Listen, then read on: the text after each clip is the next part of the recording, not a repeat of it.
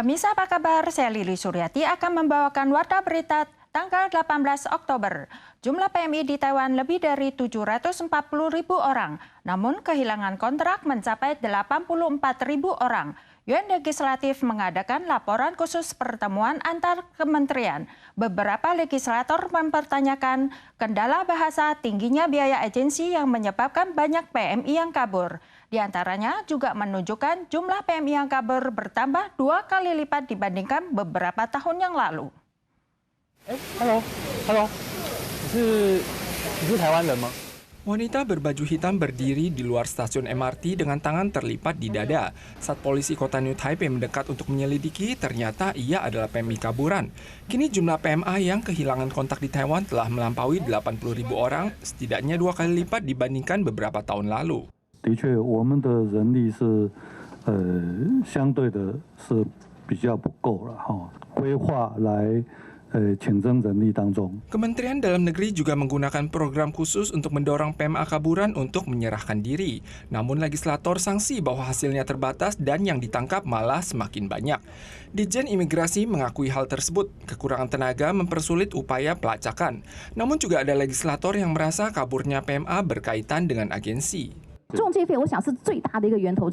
Ada ratusan ribu PMA di Taiwan yang bekerja di bidang manufaktur dan perawatan rumah tangga. Legislator menyampaikan, kendala komunikasi di antara PMA juga merupakan salah satu alasan untuk melarikan diri. Disarankan agar kemampuan bahasa PMA diperkuat dan pembentukan mekanisme sertifikasi bahasa sebelum PMA tiba. Setelah pandemi, sektor pariwisata mulai pulih. Namun kekurangan pekerja di bidang perhotelan belum teratasi. Yuan Eksekutif berencana membuka peluang merekrut PMA, namun ditolak oleh Serikat Pekerja. Menghadapi masalah ini, Menteri Tenaga Kerja mengatakan akan memprioritaskan pekerja lokal. Setelah pandemi, industri pariwisata dan perhotelan telah mengeluhkan krisis SDM selama lebih dari setahun. Yuan Eksekutif baru-baru ini berencana membuka perekrutan PMA bagi industri pariwisata dan perhotelan yang memicu perdebatan. Menanggapi hal ini, Menteri MOL menyatakan bahwa pekerja lokal harus diprioritaskan terlebih dahulu. Namun ia juga menyatakan rasa hormatnya terhadap usungan Kementerian Transportasi dan Komunikasi. 公布一向的立场都是以本国劳工的就业为优先啦。 Namun masalah krisis pekerja memang sangat parah. Tingkat pencocokan program pasca pandemi yang sebelumnya diluncurkan untuk mengatasi krisis pekerja dan memperluas lapangan kerja tak sampai 10%. 因为这是属于劳力密集，所以他们也不太愿意再继续从事。是体大，因为你现在可以，那其他行业要不要开放？它就形成一个破窗效应嘛。 这是我们担心的。 Serikat Pekerja sangat keberatan terkait perekrutan PMA dalam sektor pariwisata dan perhotelan dan merasa jika hal ini diterapkan, maka industri lain akan mengikuti jejaknya. Xu Mingchun menekankan bahwa MOL akan memahami alasan rendahnya tingkat pencocokan dan akan terus mengumpulkan pendapat dari semua kalangan untuk diskusi lebih lanjut. Upacara penghargaan budaya kepresidenan Biennale Taiwan diadakan kemarin hari. Di antaranya organisasi TASAT yang telah bertahun-tahun berkomitmen menghilangkan pandangan negatif terhadap penduduk baru menerima penghargaan kontribusi kemanusiaan. Upacara penghargaan kebudayaan kepresidenan ke-12 diadakan di Taipei tanggal 17. Pemenang penghargaan kontribusi kemanusiaan adalah organisasi TASAT yang merupakan organisasi pertama di Taiwan yang didirikan secara independen oleh para wanita imigran baru.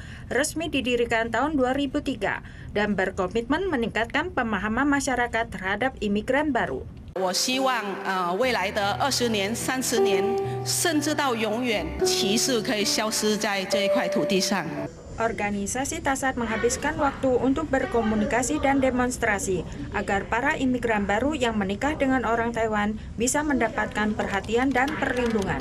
Selain itu, berusaha memperkenalkan budaya untuk menyampaikan kondisi dan kebutuhan yang dihadapi, guna mendorong tercapainya hak-hak para imigran baru.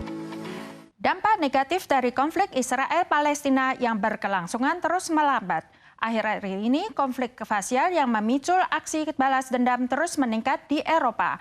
Istana Versailles di Prancis kembali terancam pengeboman tanggal 17 dan ditutup untuk sementara. Selain itu, Hamas rilis video rekaman sekitar 200-250 orang yang disandra.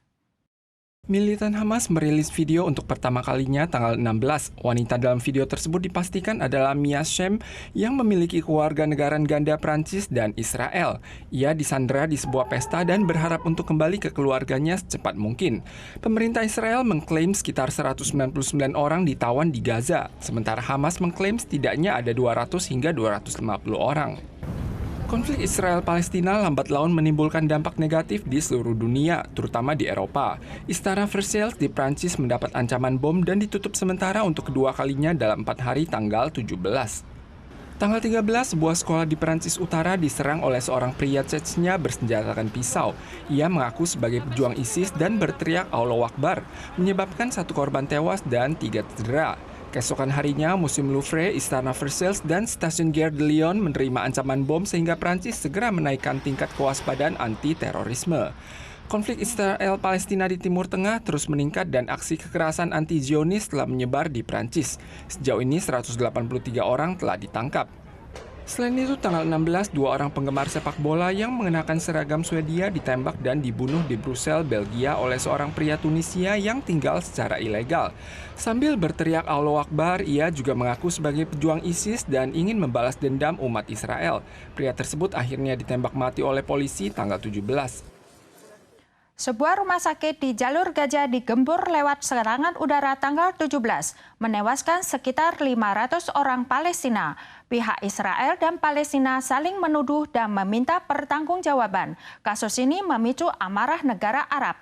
Para pemimpin negara Arab mengumumkan pengunduran diri dari pertemuan puncak yang direncanakan dengan Presiden Amerika Joe Biden. Setiap mobil ambulans dipenuhi korban. Banyak diantaranya telah tidak sadar diri, termasuk seorang bayi yang kepalanya berlumuran darah. Sebuah rumah sakit di Jalur Gaza digempur lewat udara, menewaskan lebih dari 500 korban. Ini adalah insiden paling berdarah sejak Israel melakukan pengeboman balas dendam terhadap Hamas. Namun sampai saat ini tidak satu pun pihak yang mengaku sebagai pelaku. Otoritas Palestina menuduh Israel, namun pihak Israel mengatakan sebagian besar serangan udara yang meleset berasal dari Palestina.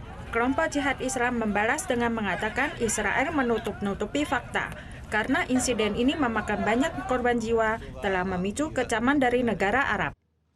Para pemirsa sekalian, sekian warta berita dari PTS. Kita soal lagi di selain kesempatan. Sampai jumpa.